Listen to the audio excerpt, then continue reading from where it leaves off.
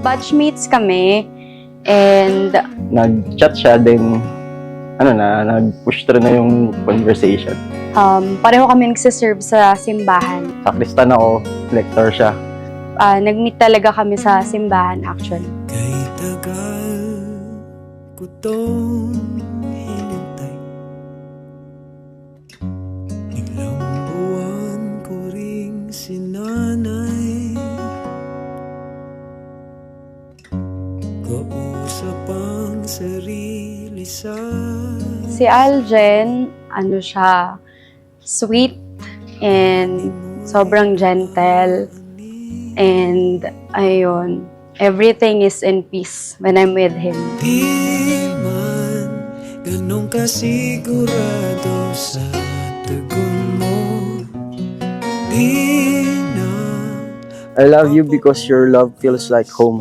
It is comforting, unwavering, and unconditional.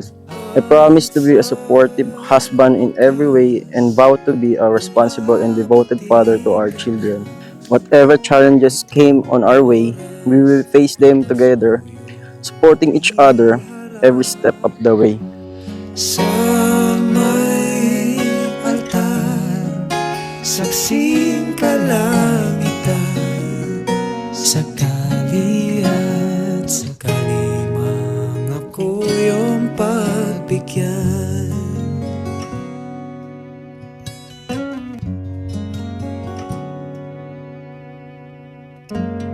Di mapigil ang kabahan. Aljen, mahal ko. I still remember the time asking God to take over my decision sa pagpili ng tamang tao para sa akin.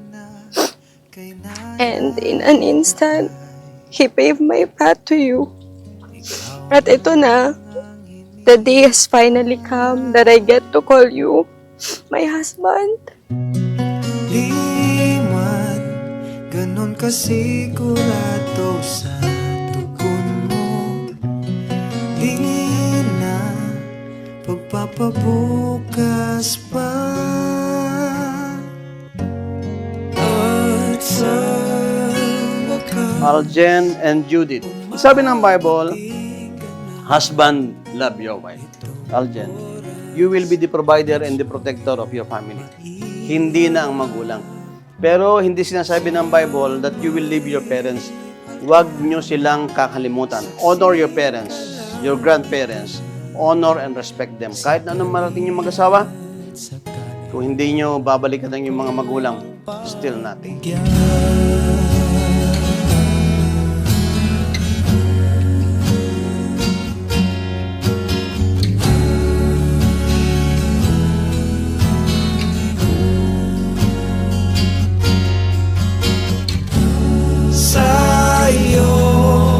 By the power and authority vested upon me by the government of the Republic of the Philippines, under my license number 2024, I now declare you, Aljen Batalier Suway Baguio and Judith Condino Almoradi, as husband and wife, effective this day. You may now kiss the bride.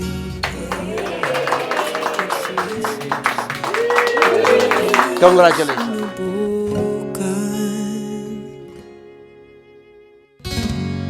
At sa wakas, umabot din ka na.